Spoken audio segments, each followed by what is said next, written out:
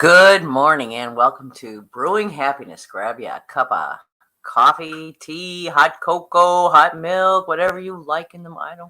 Little whiskey, I don't care. Grab you something you love and let's have a chat. So, there's those funny little coincidences in life. Some people say there is no such thing as coincidence, but yet we see these funny little things happening in our life that come together and sometimes that come together for a happy ending, right? Sometimes called serendipity, sometimes called synchronicity, sometimes just smiled at, right? So we're going to talk about those today. What does that mean? What are they? And how do you get a little more of that in your life? How do you get a little more serendipity into your life, right?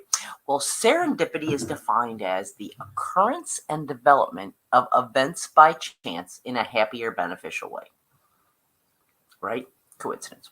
Synchronicity is a collision of events where something other than the probability of chance is involved, and this confluence feels meaningful. Are they the same? That's what we're going to talk about today on Brewing Happiness: synchronicity versus serendipity, and the goodness of both. If you're here on the replay, I'm so happy to have you here. Leave me a note. Love to see that you stop by. Let me know. A smiley face, a heart emoji, something to let me know that you're enjoying the show. And if you want to hear more about it, if you like what I have to say and you'd like to have the notes on this show, just put show notes in the comments and I'll send you a copy of the notes I use to do the show. Okay, so synchronicity, very intentional, right? It's a very intentional. Well, we're going to get to that in a minute, but some people say it's a wink from the universe, right? A message from, or they say it could be a message from your higher self, right? Now, serendipity was a word coined in the 18th century by a Briton named Horace Walpole, and he wrote a story about a story of the three Persian princes, and the three princes of Serendip was the name of the story. Now that's where Sri Lanka is now. But the three princes in the story go on a journey, and they're making discoveries by accident and sagacity of things they were not in quest of. Okay, so they go in search of just accidental, miraculous things, and they start making accidental discoveries everywhere around them. Now, later in the mid-19th century, after Mr. Walpole had moved on, but people were writing about his writings, and his other writings were published, right? That's when this word started coming into our lexicon, serendipity, these three princes of Serendip and their accidental good findings, right? And the word serendipity came to be. But one bit of the original meaning of the story described in the story and also in Walpole's writing that didn't seem to make it into the more informal discussion was the idea of sagacity. Isn't that an excellent word? It's a word which has its roots in seeking, being observant, wise, and keen. So this is a word that it has to do with awareness, right? Just keeping an open mind. And so the idea is that pure luck is random.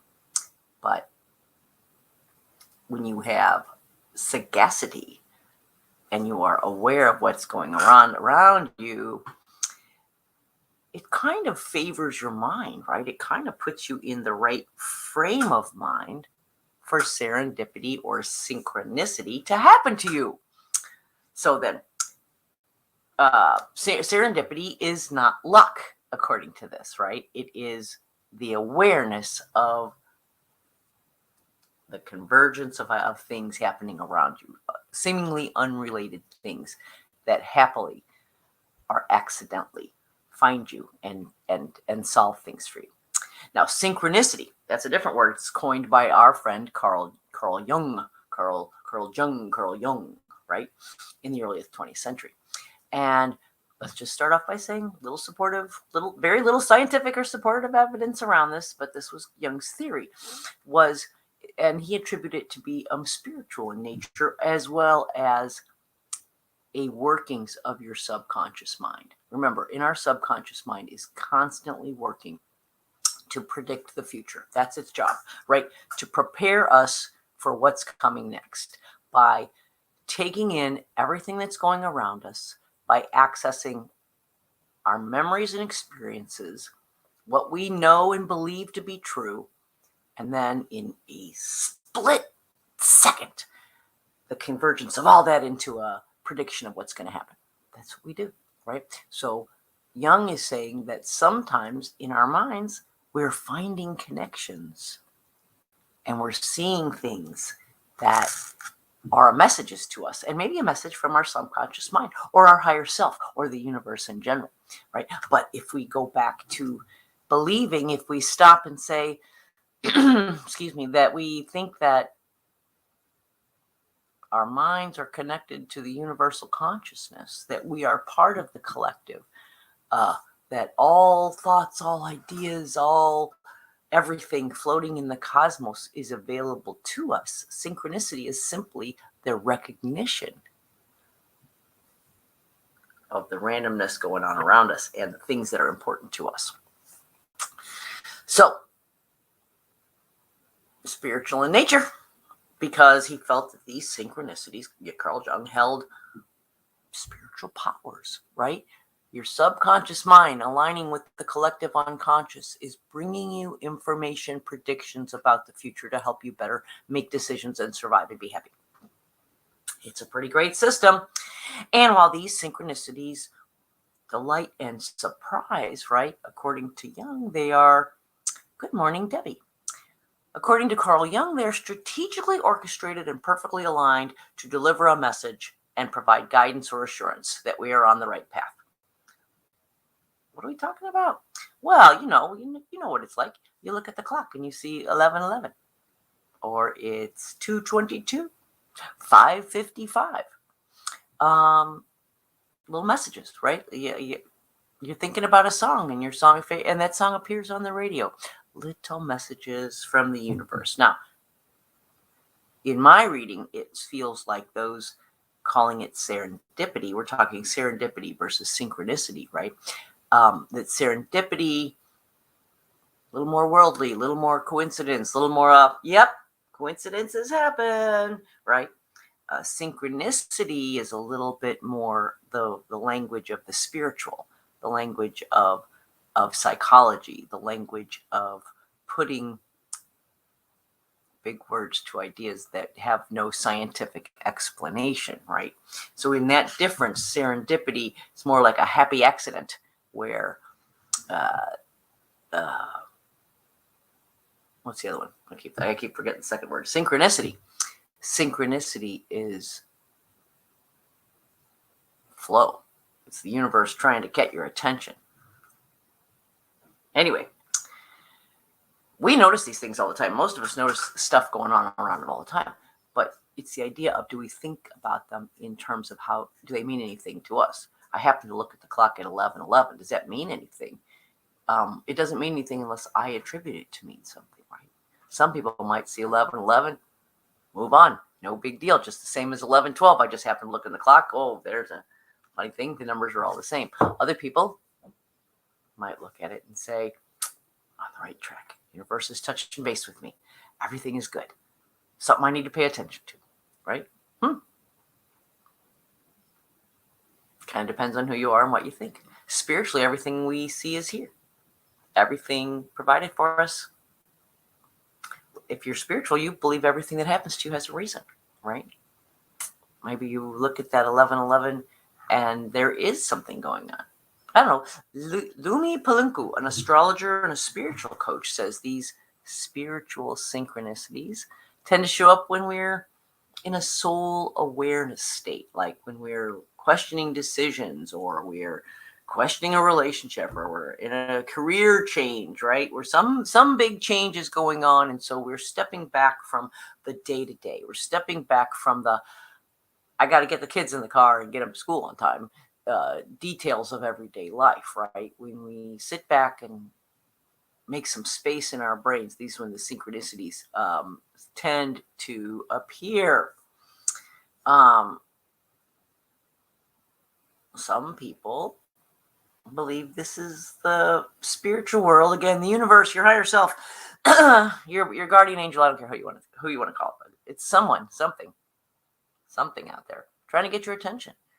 To say, hey, the world is hectic. Slow down. Offer us some quiet space or reflection, right? A little time to clear away, like I said, those day-to-day frontline external influences, and see things that are maybe not seeable when we're focused on the worldly, the day-to-day. So, how do you recognize synchronicity? How do you know when it's happening for you? How do you know if it's just a random coincidence versus something truly meaningful? Honestly, this is all subjective. So we're just talking about ways to be a little bit more aware, right? So here's one: recurring patterns, repetition of ideas. Again, our brain is a little pattern machine. It is digging patterns. It's looking for patterns everywhere. And sometimes we can make up patterns when maybe there aren't some. Sometimes we that's what synchronicity is, is us seeing patterns that are not blatantly obvious. And we might have to work a little bit to see the connection.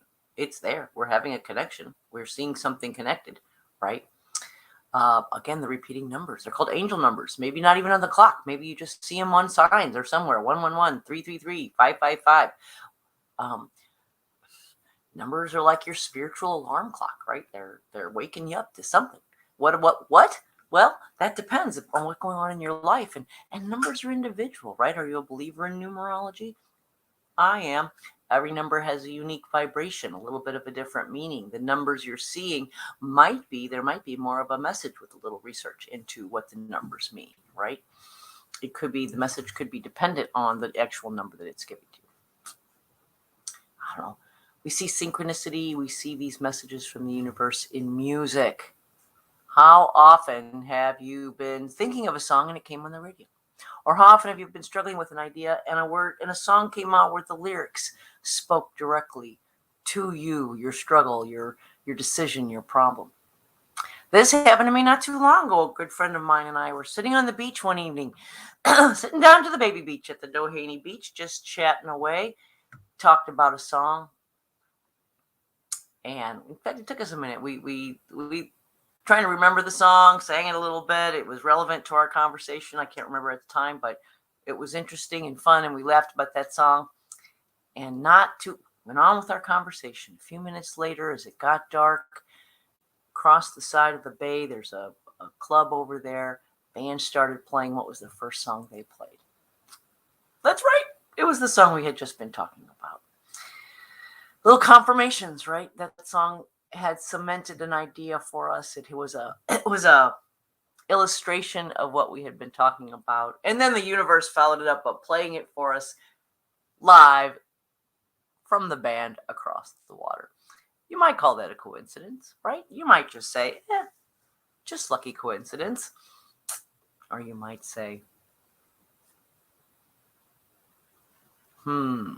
is this the universe confirming that the idea we just talked about and affirmed with the words of the song, and then heard the song play? I'm not a big believer in coincidences. I'm going to follow the Gibbs rule of there is no such thing as coincidence, right? All things happen and related. Okay. Maybe it's just a symbol of a message. Like, let's say you're thinking of running a marathon, right? I don't know. I'm thinking, this is me, because I put it in my mind that before I'm 85, I'm going to run a marathon. I'm 63. I got a lot of time, right? Or 62. I figure I got a lot of time, right? And the idea of running a marathon doesn't sound fun to me. I'm not a runner. It sounds like hard work. Getting ready for it sounds awful. Anyway, this is the idea. But yet somehow this thought just keeps coming back, and you need to run this marathon. I know exactly where it comes from. Honestly, I know exactly where this comes from. About a year ago, my son sat down with me. We were talking about health and exercise and taking care of our bodies. And he showed me two pictures of two women, 85 years old. One was a marathon runner, and she had a six-pack and strong muscles, and she was standing like this. And the other one was in kind of an old grandma looking, bent over her cane, curved spine, a little bit shriveled up, standing over her cane, barely able to move. Two ladies, same age. And he said, "Who do you want to be, Mom?" And I know that's why, since then, I'm getting messages about running a marathon, because I've equated it in my, I'm not stupid, I got it figured out, right? I've equated it in my brain with being a healthy 85-year-old. And so now it's there. Now it is right or wrong, do it or not, it's in my brain.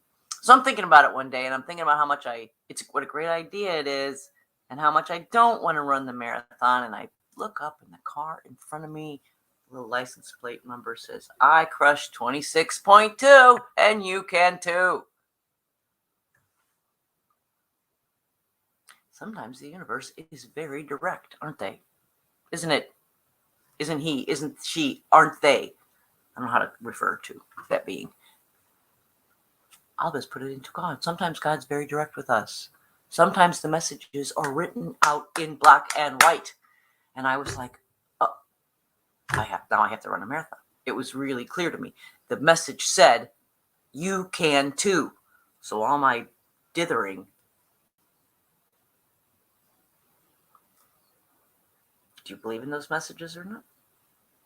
I could easily have not looked at that license plate cover. We don't always look at the license plate covers of the cars in front of us, right? I could easily look at it and go, meh. And yet I could look at it and go, oh my God, I have to run a marathon now because God has spoken directly to me. It's up to you, right? So, can you increase your chances of finding happy accidents or coincidences? I think so. Here's a couple thoughts on how, because again, it is only my opinion. But in my IMHO, in my humble opinion, these signs and these messages are around us all around us every day. They're individual to us. Yes, the universe, God, is so big and so powerful that yes, the world can converge into specific messages for each of us. This is how the matrix works. This is how we're connected. Because what I say might be what you need to hear. What I write on the bathroom wall might be exactly the message you were looking for. Who knows, right? We're so connected in ways that we don't even know. So how do we get more serendipity and more synchronicity in our lives? We do that through a couple ways, like this. Well, number one, pay attention. Like I said, I could have not looked at that license plate. I kind of wished I hadn't looked at that license plate, because now I feel like committed, like I got to run a marathon, right? Look around. Look around you. Be observant. Take your nose out of the phone. The universe is speaking to you all the time, and I guarantee you the message is not coming on your phone. I don't have my phone with me right now. It could, but may not. Let go of expectations. Be open and aware, right? Observant, as they say. And then what happens when you see something? What are we going to do? When I saw that message, my gut went, ooh, that's your message. That's your confirmation. You think you don't know whether you want to do this or not. That's it. That's the message. That's the confirmation. Listen to your gut. It'll tell you how to interpret those messages as they come up. If you don't know what it means, you think, this is a message I don't know what it means. Just thank the universe. Thank you for this message. I await full awareness. I await the answer of what this actually means to me. But I am grateful that you are talking to me, right? Just turn up. That's part of the advice. Just show up. 80% of success is just showing up. So many times we get an invitation to do something, to go somewhere, to interact with people. No thanks. Easier to stay home. Sounds nicer to stay home in front of my TV. Of course it is. Easier to do nothing, right? Easier to stay home. Excuse me. Easier to not get dressed and put on your makeup. Easier to not have to go out and smile and make conversation. Easier to stay home and watch The Crown on Netflix, right? Better for you? Who knows what you're missing out on? Who knows what opportunities are out there for you to meet, interact, create? So it's easy to pass it up. Easier to stay home. But nothing great will happen at home while you're watching TV. Here's the thing to know, right? Accept the invitations. Get out. Seek out places where like-minded people hang out if you are looking for opportunities to connect. Right? Put yourself in the right place. Location, location, location. If you're looking for opportunity, let's say it's a career-minded opportunity. Let's say it is relationship opportunity. It doesn't matter. Friendship opportunity. What are you looking for? You got to put yourself where the people you are looking for are hanging out. They are not knocking on your door, right? No one's coming to meet you when you stay home. So accept invitations. Get out there. You want to bump into the right people? You got to be where they are. Here, I love this. Avoid zemblanity. What? Zemblanity is a word that they made up. It's William Boyd in his book Armadillo was in the 80s. It's the polar opposite of serendipity. Zemblanity is, I'm going to read it. What is the opposite of serendipity? Of Serendip, a southern land of spice and warmth, lush greenery and hummingbirds, sea-washed and sun-basted. Think of another world in the far north, barren, icebound, cold, a world of flint and stone. Call it Zembla. Ergo, Zemblanity, the opposite of serendipity, the faculty of making unhappy, unlucky, or unexpected discoveries by design. I know some Zemblanists. I don't know about you. I know some Zemblanists, right? I might live with one. Not that great to stay locked away from the people that could be helping you. As we talk about life and longevity and happiness, it's all related to our human interaction, right? It's all related with the quality of our relationships. And those relationships are hard to have inside your house. I mean, yeah, we got Zoom. Yes, we have pandemic, so we're making the best of it. But as the world opens up, so are we opening up to getting out, being there, showing up. I recently have been guilty of too much zemblanity, and it has resulted in very little serendipity. So, again, this show is all about my advice to myself. What I need to hear, I bring to you.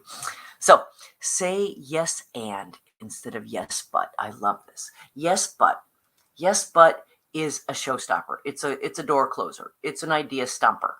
If your friend has this great idea and you say yes but, you have smacked them down, right? It's a surefire way to shut down anything. But try yes and. It's expansive. Now you're adding to the idea. Now you're taking someone's idea and you're building on it, right? You're going to go from there. It's open-ended. This is a principle from the land of improv, from the comedy world, the land of improv. Yes and just is a think of it as a door in your head. Yes, but shuts the door. Yes, and swings the door open wide and invites everyone to come inside. Try it. It's amazing. Yes, and so many happy accidents. Impulsive ideas can result from leaning into suggestions or just brainstorming on an idea and consciously blocking the yes buts from the beginning of it. Every idea starts in the land of infinite possibilities. There's plenty of time to put reality to it and put logic to it when you have to make it real. But in the brainstorming, idea creating, excitement building part of this, yes, and goes a long way to building something awesome. Okay. And then also just keep your eyes open. Eyes open for opportunities. There's a famous saying that goes something like, it's easy to miss opportunities if it sounds like hard work. Opportunity is hard work. I know those words again. Sometimes the opportunity is still there because of the hard work, because nobody wants to do the hard work. You know what they say? What do they say? Successful people are those willing to do the things that unsuccessful people will not do. So sometimes opportunity comes in the form of jumping in, rolling up your sleeves, and doing it, just doing it. It's surprising how many people won't do that, but will stand on the brink of the opportunity and complain about it. Just an observation of my own. Okay, another one. Social media. Social media gets a bad rap, right? It has some negatives in our lives and it can do some bad things, but it also is got some opportunities to connect us, to be more visible, to collaborate, and to do things that, like I said, TV kind of one way. At least social media is interactive. It's inter-exchanging. It's experiential. You're not just an observer or you're not just a consumer. So increases, makes you more bump intoable for collaboration and creativity. Right? Then, be liberal with your ideas. Be free to share them. Everybody wants to shut down. Oh, somebody might hear my idea. I better keep it to myself. Well, if you got a patent pending, okay, great. I can understand that, right? You're about to launch a brand new business that nobody's thought of yet. Okay, maybe you want to keep it on down low. But when you're just brainstorming ideas, boy, ideas grow when they come out of your head, out of your mouth, and into the open space, and they grow even more when other people get to chew on them alongside you. Something you keep in your head, I don't know. Maybe that's how some people grow their great ideas, but don't be afraid to discuss, to share, get input, create.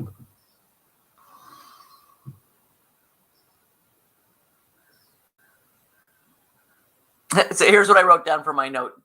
Germinate at the, maybe if you have a patent pending, you're just about to launch something spectacularly new, but as the germination state, holding back a great idea is a bit zemplinatus. It's our new word, zemplinatus, something else. Anyway, finally, get good at introductions. Help people meet each other, right? Be a catalyst for exchanges of ideas. Bring disparate thoughts together by bringing in people who have maybe a connection but don't know each other, or maybe know each other but don't know they have a connection together, or maybe they each got a skill that can come together with your idea to make it grow. But bring people in, get them involved, get them excited. Serendipitous and synchronistic things. Let's try that again. Serendipitous and synchronistic things are happening and can happen all around you, and you can increase the number of them in your lives by being aware, by saying yes to the opportunities that come your way, by getting involved and opening up and exploring these ideas, and finally being willing to put that 4-letter word, work, a little bit of work behind it. And you'd be amazed at the amazing things that are going to happen in your life. So keep an eye out. Look for those numbers on the clock. I'm so thrilled when I see 1111, 222, 555. It's silly. I know. There's nothing to it, but I feel like that is God checking in with me. Everything's okay, right? I love it when I think of a song and that song comes on the radio. I try to think, what is that song trying to tell me? I love it when seemingly disparate random happenings converge to bring about the answers, the solutions, the people, the ideas that we need. They're there. And finally, I just want to tell about one more little experience that happened to me, speaking of serendipity. And if you watched the show last week and watched my book review on power versus force, and talked about connection with God and just opening up for that connection. And I was having an experience on the beach that day, and a super phenomenal connective experience I really can't put into words, but I got up from that moment. I like to look for heart rocks on the beach. I bring home rocks shaped like hearts. I try to usually I just bring home one. I get the best heart rock. If I get a heart and then I find another rock that's a better heart, I'll let the first one go, and just keep up in my game to get the best heart rock I can find. That day on the beach, there were heart rocks all around me. Within seconds, I had collected 10 of them, and they were all beautiful, well-shaped hearts. I'm like,